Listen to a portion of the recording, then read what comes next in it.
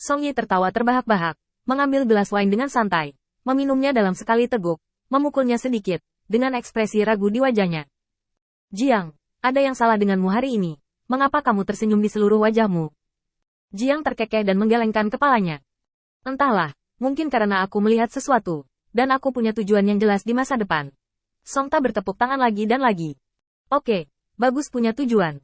Kamu tidak boleh bingung membabi buta dalam hidup. Kamu harus menetapkan tujuan dan rencana untuk dirimu sendiri. Hidup ini tidak dianggap sia-sia. Tidak ada yang salah dengan pernyataan ini sendiri. Atau itu adalah pilihan inspirasi yang sangat baik.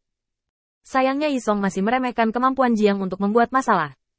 Maksud Tuan Song Yi, seperti Jia Luo, yang telah mengabdikan dirinya pada kesabaran selama bertahun-tahun yang tak terhitung jumlahnya, menemukan kesempatan untuk menjadi blockbuster, dan kemudian meninggalkan kita semua yang tidak dibutuhkan. Song Yi langsung mengatupkan mulutnya. Mari kita lupakan Jia Luo yang lama. Dia bukan manusia. Tidak, dia bukan manusia sejak awal. Dia adalah iblis. Jika kamu memikirkannya seperti ini, semuanya akan menjadi jelas. Saat Jiang muncul, Song Yi mengerti bahwa keberuntungannya sangat bagus. Jika Feng Tianxing tidak memiliki konflik dengan Jia Luo, tetapi datang untuk menekan dirinya sendiri, maka masalahnya akan menjadi terlalu besar. Belum lagi membangun paku yang keras di garis depannya, bahkan Jiang dan iblis lainnya datang jauh-jauh. Bisa dibayangkan bahwa setan lainnya juga dekat. Jika Anda melakukannya, dengan kemampuan penjadwalan yang menakutkan dari Feng Tianxing dan kohesi bawahannya, tidak mungkin untuk bertarung sama sekali. Antusiasme para iblis di bagian bawah kedua belah pihak tidak berada pada level yang sama. Selain itu, di atas, dia dapat dianggap sebagai tingkat kekuatan yang menghancurkan. Tetapi Feng Tianxing dapat meminta bantuan Jia Luo, dan dia juga dapat menebus satu atau dua. Pemain kuat yang tersisa berada pada posisi yang kurang menguntungkan dalam semua aspek. Setelah menyesap anggur, Song hanya bisa menghela nafas dengan emosi. Tianxing, apakah menurutmu bocah tua Jia Luo memiliki masalah otak? Jika kamu datang untuk menekanku, dan dia mengirim pasukan, maka aku hanya bisa menangkapnya tanpa hasil. Mengapa kamu tidak peduli? Feng Tianxing tersenyum, dan mengambil gelas anggur dengan santai. Ada pepatah, saya pikir semua orang di dunia adalah mentalitas semut. Gara adalah manifestasi dari kepercayaan diri. Dia memiliki kepercayaan mutlak pada kekuatannya sendiri. Bahkan jika aku bergabung denganmu, dia juga yakin bahwa kita akan dibunuh bersama. Inilah alasan mengapa dia membuat keputusan seperti itu. Ini masalah umum iblis bahwa Jia Luo memberontak tanpa menyadarinya. Dia bertepuk tangan sebentar dan mengangguk lagi dan lagi. Ngomong-ngomong, kamu sudah hampir melihatnya. Anak ini bisa menggunakannya. Bisakah kamu mengajarinya sesuatu? Misalnya, memimpin tentara atau semacamnya. Di masa depan, aku akan memberinya posisi apapun yang kamu inginkan. Jadi aku tidak harus mengkhawatirkannya. Feng Tianxing merenung sejenak sebelum berbicara. Di masa depan, kamu harus tetap di sisimu dan menjadi komandan. Anak ini berbakat, tetapi kekurangannya sekarang adalah sedikit bimbingan, tetapi tidak nyaman bagiku untuk memulai perang secara langsung. Apakah ada kekuatan baru yang meningkat di sekitar sini? Saya meminjam nama depan Jia Luo, beri dia kedamaian. Kurangi tekanan Anda, dan beri anak ini kesempatan untuk berlatih dan belajar. Song Ta melambaikan tangannya berulang kali untuk berterima kasih padanya. Dia jelas tentang kemampuan Feng Tianxing. Satu-satunya orang kuat yang dia kenali di dunia ini duduk di depannya. Bahkan Jia Luo tidak bisa dibandingkan dengannya. Tidak apa-apa, aku akan mengambil inisiatif untuk mengalahkan tim Nasser Kang Yu. Lalu kamu bisa kembali dan berkemas. Dan aku akan membiarkan anak ini datang kepadamu untuk belajar. Feng Tianxing bangkit dan berkata. Kalau begitu mari kita bertemu lagi lain kali. Aku harus kembali dan melihat tentara. Lagi pula, mata-mata telah ditanam, dan interiornya tidak terlalu stabil. Song Yi mengucapkan selamat tinggal. Jiang juga berdiri dan memberi hormat pada Song Yi sebelum pergi. Tuan, mari kita bertemu lagi di lain hari.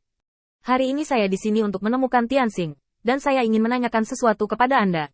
Song Tao tidak tinggal lama, dan pergi sebagai perpisahan.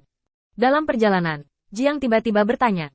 Tianxing, apakah menurutmu dunia umat manusia selalu sedamai festival? Begitu Feng Tianxing memutar matanya, dia menebak garis besar masalahnya, dan dia tidak menghindarinya. Kecuali beberapa orang dengan takdir khusus, sebagian besar ras manusia tidak akan memiliki terlalu banyak perkelahian dalam hidup mereka. Kita dapat menggunakan metode lain untuk menyelesaikan masalah daripada kekerasan. Ini mungkin pentingnya ras manusia menetapkan aturan.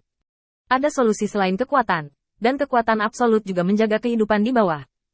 Meskipun ada beberapa pengecualian, mereka masih minoritas. Kultivasi, memulai perjalanan baru alam yang tinggi, melihat pemandangan yang belum pernah dilihat sebelumnya, adalah tujuan kebanyakan orang. Jiang sedikit mengernyit. Berapa banyak yang kamu ketahui? Ras manusia telah punah selama bertahun-tahun. Bagaimana kamu tahu dengan sangat jelas?